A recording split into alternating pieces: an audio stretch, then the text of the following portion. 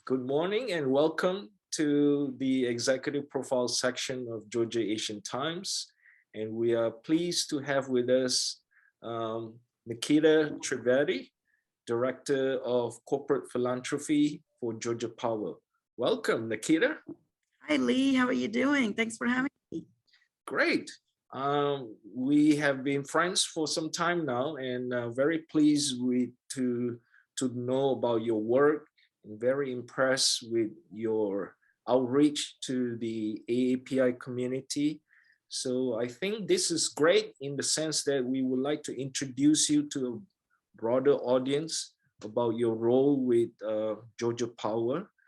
More importantly, we want to know more about yourself and your background. So please share with our audience, briefly about yourself, your journey as an immigrant to this country, Nikita. Sure. Well, thanks for the question. And again, thanks for this opportunity. I'm incredibly humbled to be featured here. I am an immigrant from India. I immigrated from India in 2006. My path to immigration was through marriage, actually. I moved here through my husband.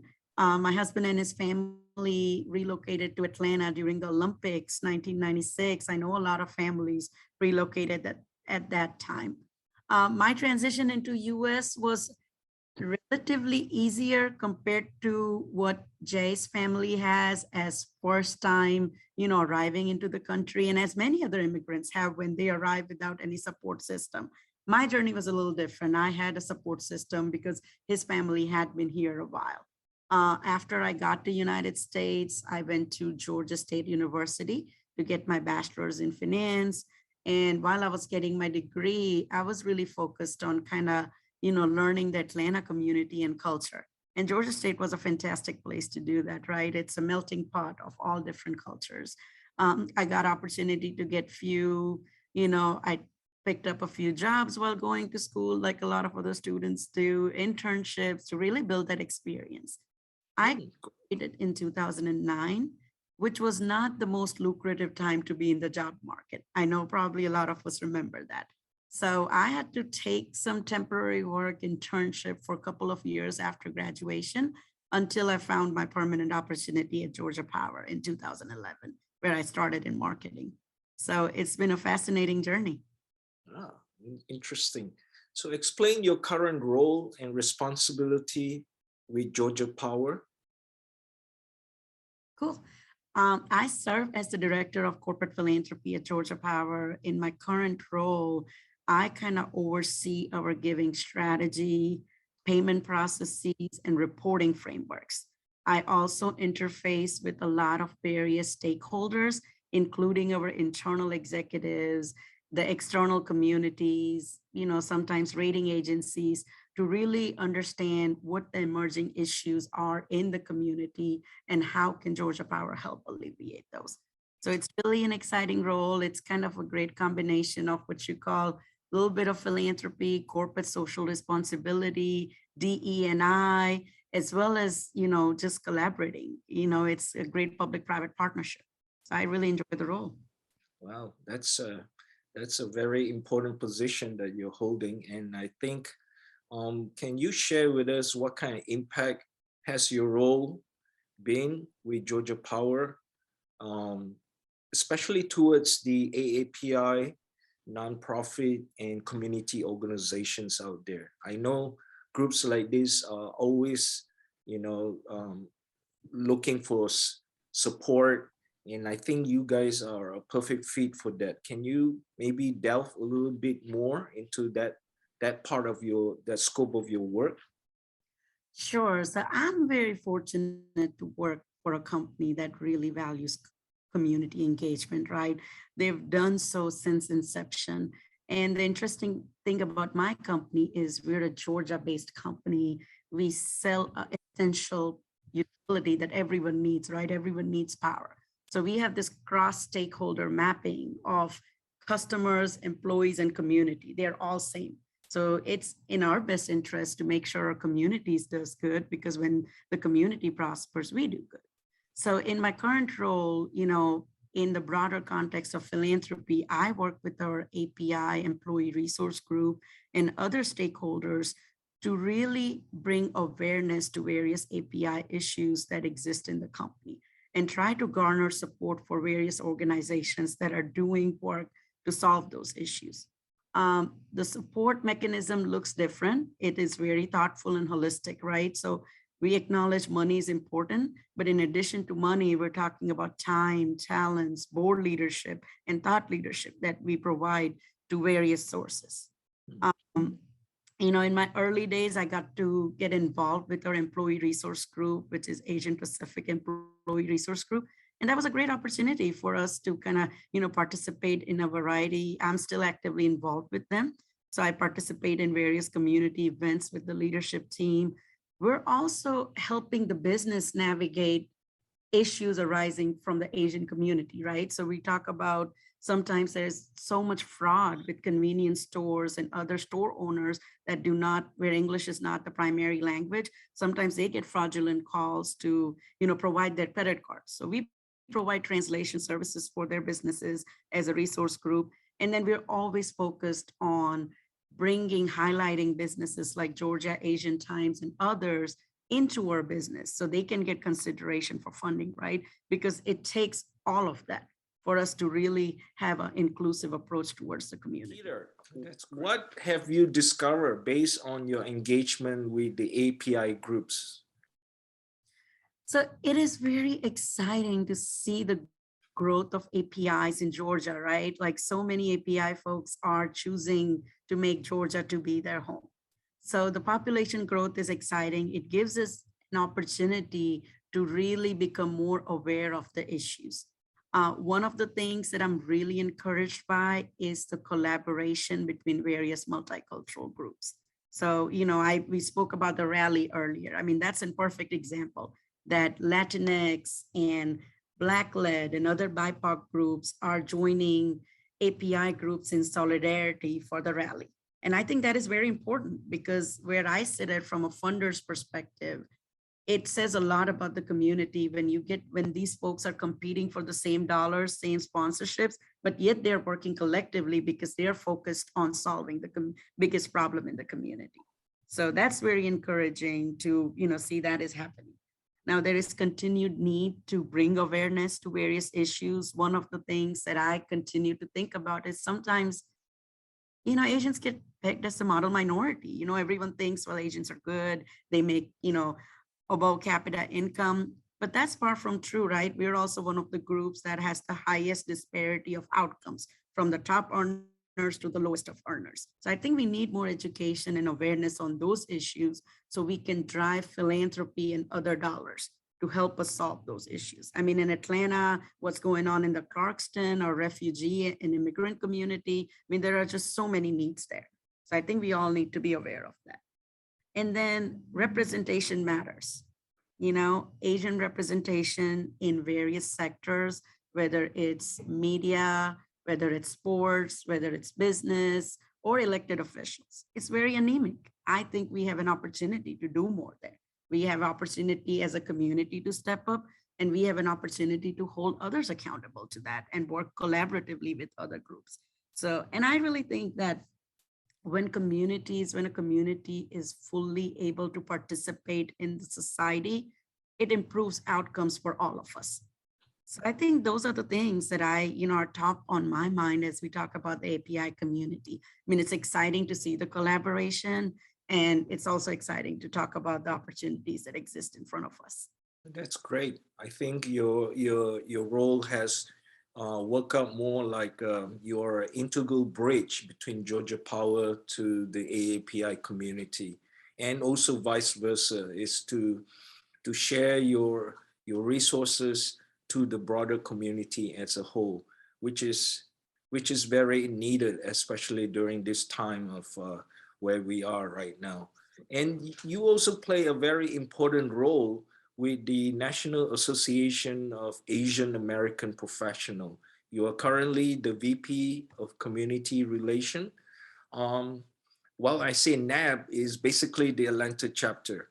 So explain your responsibility with the organization. What kind of role do you play there, Nikita? Sure. So my role within NAP as the VP of Community Relations is twofold. First is to be that conduit between the professional community and the Asian community by curating community service projects, volunteering opportunities, so that the professional community can directly impact the API community and drive positive outcomes. And then the second fold part, important part of that role is to working collaboratively with our API nonprofits to really understand what are the needs in the community, right? And then to work collectively to devise solutions because it takes all of us. So I really enjoy that piece, working with in Atlanta, we're very fortunate to have a very strong network of nonprofits and some amazing nonprofit leaders. So it's really awesome to kind of work with them to really think through what the emerging issues are and then really come up to a collaborative solution. I will like to plug here, an example of that collaboration is the rally on March 16th. We're having Justice Rally, which is a collaborative event put together by associations like CPACs, NAP Atlanta, and we're all coming together to bring awareness to the Asian hate crime, increase in Asian hate crimes, right? And that's a perfect example of how we all come together. And us too, Georgia Asian Times. We are And a thank you big for that. partner with Yes. the Stop Asian Hate movement, and this is an important rally for us to come together and show we are united as one, and to work against the issue that is suppressing our community, so to speak. How do you think your work with Georgia Power intertwine with your role at NAM? Can you um, delve a little bit into that? Yeah. Yeah, so I'm very fortunate to kind of get to work in both these areas that I'm so passionate about, right? They both touch the community, my role at Georgia Power as well as SNAP. So here's what, one of my mentors kind of told me is, to really have a successful community, what we really need is businesses to think more like nonprofits with a heart. And we want nonprofits to think more like businesses to really optimize their model. So I try to do both of that when I'm at Georgia Power, I'm always kind of keeping my ears open to hear what's going on in the community and how can we align those focus areas to our focus areas of strategic giving and to drive that outcome. And when I'm at NAP, I'm always thinking about, okay, what are the principles of philanthropy that I'm learning at work that I can then bring to NAP? So that as we're approaching various funders or we're approaching various community organizations, how can we collectively solve problems? So it's a really interesting combination of both. That's great. In your role with NAB, what do you think is important for young AAPI professionals out there to get involved? This is disclaimer. This is going to sound very cheesy, but I'll tell you, you get involved because it feeds the soul, right? I mean, you get involved with the community, you do more because it makes you happy, it feeds your soul. And in addition to that, as young professionals, it's an awesome opportunity to build new skill sets. I mean, you get to meet new folks as well as you build new skill sets. As a all volunteer board at NAP Atlanta, we do it all. As leaders, we develop strategy, we put together events, we put together programs, we have our own auditing framework, and we do it all. And it's an amazing opportunity for folks with different skill sets to learn and to come together and have a lot of fun while they're doing it. So I really encourage, everyone to kind of get involved in that capacity, find an area they're passionate about. I will say there is a shameless plug from NAP. We are looking for a VP of professional development. So if this is something that excites you, please visit our website and apply for the role. We would love to hear from you. That's great. Well, we would be more than happy to provide you the platform to spread the word for that. You talk about skill sets. What do you think are young professionals in this age should develop in order to be competitive in the workforce, in the marketplace right now? I honestly feel I'm still new to be giving any advice. I'm still learning every day from my colleagues and peers. But one word that resonates with me is diversify. Diversify your skill sets, diversify your experience, diversify who you surround yourself with. It's very important to have that broad perspective. Not only will it help you propel your career, but it will also make your career very exciting. And another thing that's important to me is this idea of work life balance, right? My favorite author and business leader is Indra Nui. Indra Nui says, work life balance is a myth. Either you're at work or you're at home. You make a conscious decision where you want to be and then give your 100% to it. I will be honest to say I have not quite achieved that harmony yet, but that's something I'm progressing and working towards every day. So I would say two things: diversify and then work-life balance. I think That that's important. coming from a young professional like you, that's amazing that you already are aware that work-life balance is very important. I guess this is something that consciously all everyone, including young professional, should develop into their consciousness uh, when they go out in the workforce. It's not all about the job or the money, but it's also about giving back to the community and raising your own confidence, so to speak. That's very key, and kudos to you for bringing that up. So Nikita, um, where do you see yourself in the next 3 years? Well, I will say that, I wish I had the crystal ball to look into it, but I will say, I see myself very actively engaged in the community. I mean, that experience has been so gratifying to learn from others, to work alongside these solid leaders. So I think definitely doing more of that and then continuing to do something that brings me a lot of joy. I think as long as I'm having fun, as long as I'm doing purpose driven work, you know, the career mobility and opportunities will come my way.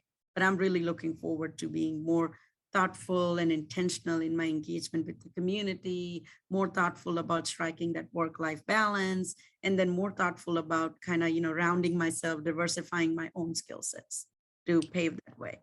So that's really, I mean, I don't have a job or a, direct answer, but I think I have a philosophy on where I'm headed. Mhm. Well, that's great. Well, thank you for taking the time out of your busy schedule to join us in this conversation and also to share your insights about your work and your association with NAP. Um, and you are one of those favorite people that I always look out for any Asian event to say hi. I normally don't do that, but you are one of those that I think are very inspiring because of the work that you do. And thank you for all you have done so far. And I'm always looking out for you to do more for especially us, the API community. Thank you. Well, thank you. Thank you.